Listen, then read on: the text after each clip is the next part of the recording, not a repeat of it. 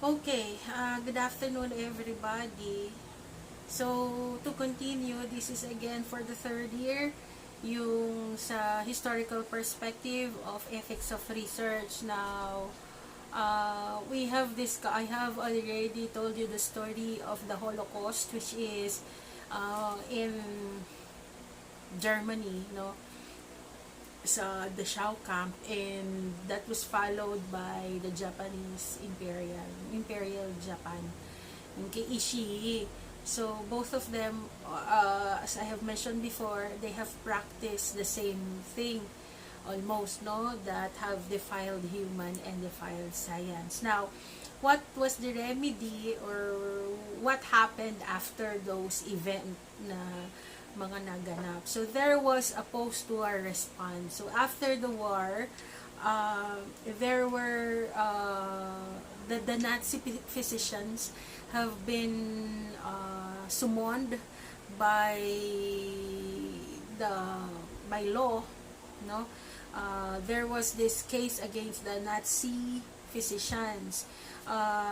This was entitled the Nuremberg Doctors Trial, which happened sometime in 1946 to 1947. Okay, so in the Nuremberg Doctors Trial, there were 23 defendants, and 3 of them were non-physician. Of course, the 20 are all physicians. Okay, 15 out of 23 were found to be guilty.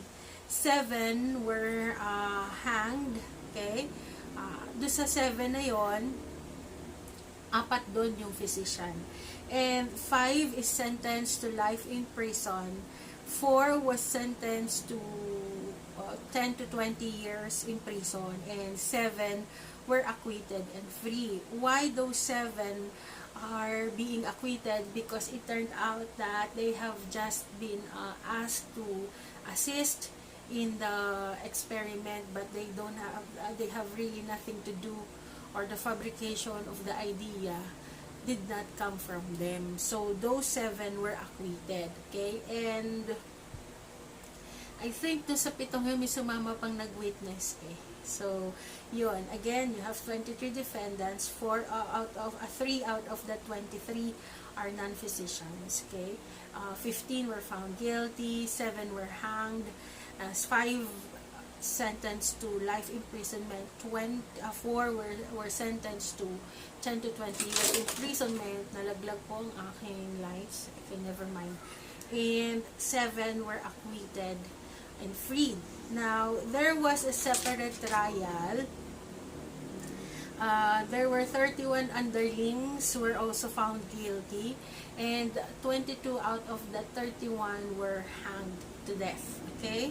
So, yun yun. Now, because of what happened, the Nuremberg Code of Medical Ethics has surfaced. Okay? They were able to create this medical ethics. It stated that this is the first authoritative and most stringent pronouncement on the rights of a research subject. So the Nuremberg Code of Medical Ethics have stated what are the rights of the human participants that will be included in the study. Okay, and it was actually adopted by the World Medical Association in 1948. The Nuremberg Code of Medical Ethics actually stated that there should be a true informed consent that is freely given and is given prior to experimental. Hindi yung nag-experiment na saka mo pa siya ibibigay. No. So before the start, you should ask the participant to sign the informed consent. There are truly necessary, well thought out experiment in which the expected benefits justify the risk or injury during the experiment, and there is no unnecessary physical or mental suffering or injury. So, kung mapapansin nyo, noon kasi, di ba, ang ginawa nila, it would really cause pain in the end of the participant, both mental, physical, and emotional. Kasi katulad ng kwento natin noon na, di ba, there is this lady, yung tinetest nila, yung gunshot, how long would it be treated, tsaka what if there will be infection. What they did to that lady was they shot the leg of the lady, tapos nung gumaling, nagbibigay kasi sila ng yung ang tawag dito, they're giving a situation, no? Parang binarel, tapos nung binarel, nilagyan ng bacteria, tinignan, tapos tinignan kung gagaling sa kung sari-saring pamamaraan. So, they're inflicting pain actually. So, in the Nuremberg Medical Code of Ethics, no, in the Nuremberg Code, there should be no infliction of any forms, whether be it physical or mental or emotional. Okay?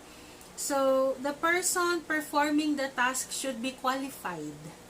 Okay? Someone who is very knowledgeable in the experiment being done. So, there shall be no experiment be undertaken where death or disabling injury, let me read this please, will likely occur. Okay? Proper preparation and adequate facilities to protect subjects must be present to prevent further injury. Also, subjects should be allowed to discontinue participation at any time, especially if the subject is feeling unwell na. If he or she feels that it's not safe for him anymore, then the participant has the right to withdraw. Okay? And upon observing the likely risk of injury, disability, or death, the researcher should terminate the experiment.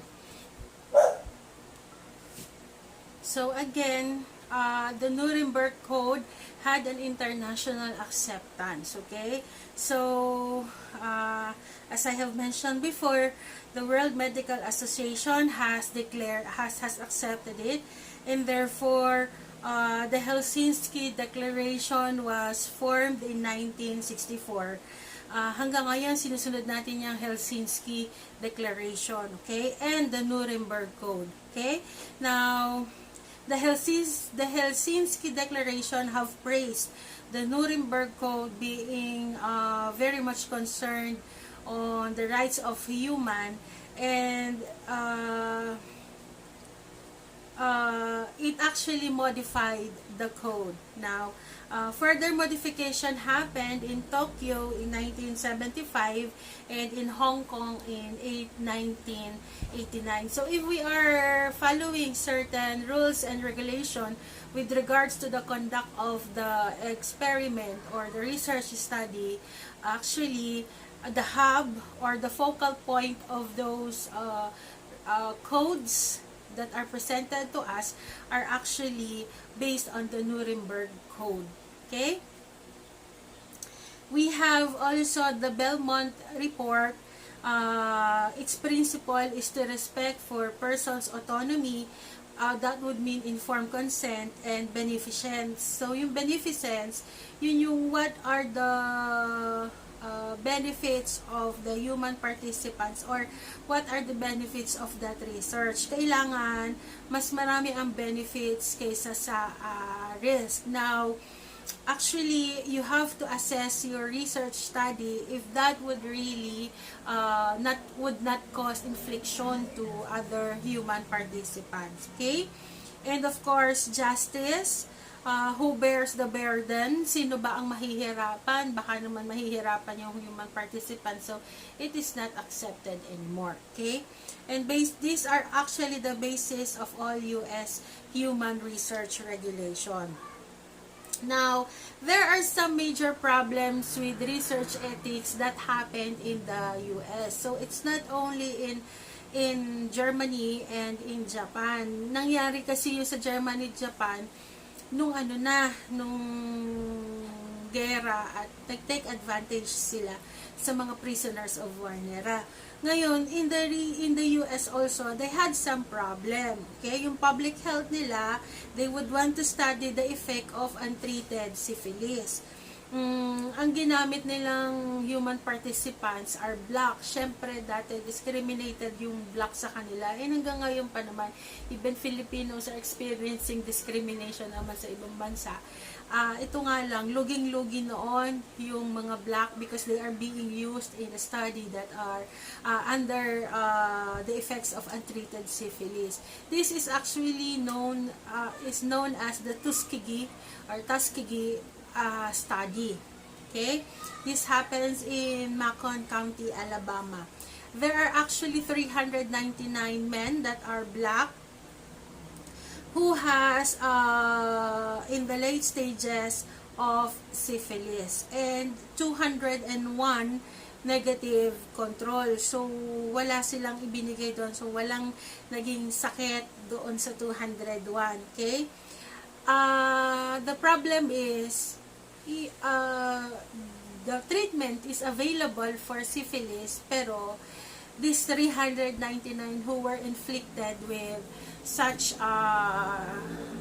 infection was not treated. Pero kasi yon, nasa loyon.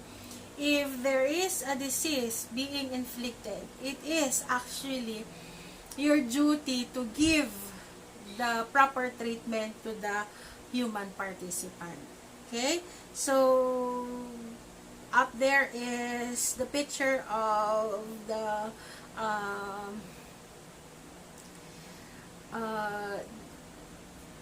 building, okay, where the Tuskegee experiment has been done. And major problems have occurred. Una, there were no formal protocol. And the procedures have changed. Natatandaan nyo nung una, di ba, sinabi nga natin na there should be no doon sa Prussian directive, di ba? Pag kami pagbabago, kailangan i-report. But in the case of the Tuskegee experiment, there has been no reports of the evolution of the procedure. So, doon sila may mali. And it is actually not a treatment study. So, you will inflict a disease, pero hindi ka naman pala nila gagamutin. Okay, and few of the physician and none of the subjects really knew what the study involves. Now, the men were told that they had a bad blood. Okay, para mapasama sila sa study. Okay, and the major problems which have detected or identified in the U.S. Tuskegee study is one of which is the selection of the participant. The first question is, why do you need to participate? Somehow there was a point where they have deceived the participant. Totoo naman, because there are free physical exams. Kasi nga, bago ka bigyan, i-check ka na muna. Ganon. And there are free rides to clinic if needed. Okay? Hot meals on exam day. So, para kasing nakaka-allure talaga yung you will be encouraged to join the experiment. Kasi nga, you have all the freebies. Kasi nga, sabi nga, best things in life are free. Tsaka kasi syempre, actually, it is also one of their problem. They have chosen the poor and the illiterate. So, yung mga walang alam. Okay? Most of them actually never seen a doctor. That's why it has become interesting on their part. And they were easily being encouraged to join. Now, there are free hot meals on exam days, as I have mentioned, free treatment for minor ailments, pero free treatment sa mga ibang sakit other than syphilis. Hindi ka nila gagamutin doon. Of course, you have the burial stipends because they are actually thinking that along the way, pwede kang mamatay, pero it has not been explained. Or those things were not explained to the participants. Okay? And one of the most, they use a black woman to encourage. Actually, it's part of deception. Siyempre, ikaw, magta-trust ka sa kakulay mo. Hindi ba? So, they use Nurse Eunice Rivers, which picture appears above. Yan, siya yan. Siyempre, black woman siya. And a black man would simply trust a black woman as well. So, ang malinaw doon, hindi nasabi sa mga sa mga kasama na ito pala yung mangyayari sa kanila. And hindi rin sinabi na magkakasakit sila actually. Okay? So, Nurse River is a black nurse employed by the PHS who tracked participants, spoke with men and their families, advised doctors not to treat them, those that are under study, and subjects told that if treated, they would be dropped from the study. So, ikaw ba naman, may sakit ka, hindi ka pwedeng magpagamot. At hindi mo gustong magpagamot kasi mawawala lahat ng freebies na meron ka. So, pwede ka lang, sabi nila, pwede kang gamutin sa mga ganitong sakit, but other than disease that appears like to be na ganito, syphilis, hindi ka pwedeng gamutin. Otherwise, you'll be removed. Okay? So also, the US had problems with the radiation experiments. Okay? So there are reports from the Advisory Committee on Human Radiation Experiments. There are actually 81 examples of pediatric research project. Most of these research projects are non-therapeutic. Okay? Non-therapeutic nutritional studies at a school for retarded children. Consent was not sought without telling the parents that radiation will be used, and children induced to participate even if they refuse. Kasi nga, hindi naman sila makakasalita, hindi naman sila makakaimik kasi they are mentally challenged, so wala silang magawa. Kahit ayaw, tuloy pa rin. So, those are actually the examples of vulnerable population. Yun yung sinasabi ko. Vulnerable population are not allowed to be included in the study. Okay? So, they had problems with the plutonium injection to study the effect of radiation, radioactive iodine given to mentally retarded children. These are the other problems. Total body irradiation on cancer patients, and atomic bomb exposure that is for military purposes. Okay? And several thousand government-sponsored human radiation experiments and hundreds of intentional releases of radioactive materials. Okay? So, yun yun. Also, they had problems with the study of hepatitis on mentally retarded. Ang ginagamit kasi nila mentally retarded. Bakit? Siguro they had the thinking na mentally retarded naman to. Wala rin naman daw ikang purpose ng mga panahon na yun. Hindi kasi pa nila na-discover kung paano i-handle. Kaya siguro, ito yung isinama nila. Okay? Also, they had the studies on prisoners coercive, pag sinabi natin coercive, yung pinilit na bigyan na kung ano-anong sakit, okay? And they were given cash, and part of which is you will be released if and only if you will join the experiment. Now, there has been several rules and regulation. One is the International Ethical Guidelines for Biomedical Research involving human subjects, and the other one is the Helsinki Declaration. In the International Ethical Guidelines, it is focused on the respect for person, beneficence, and justice. In the Helsinki Declaration, it is focused on respect for individual, right to self-determination, and right to make an informed consent. Okay? Now, also take note that your plants has rights, and same with your animals. So, for example, you are going to use a certain plant for an extraction. You are not only to get those sample without approval, especially if it is an endangered or critically endangered species. Kung malunggay yan, pwede naman po, kasi kalat naman ng malunggay at wala naman pong tawag dito, hindi naman po siya endangered. Ang mahirap po, for example, if is the Rafflesia, I think Rafflesia is already considered as critically endangered. Okay? Or endangered lang. Okay? So, iyon. And, of course, the animals. Kahit endangered or hindi endangered ang animals, they still have rights and you have to secure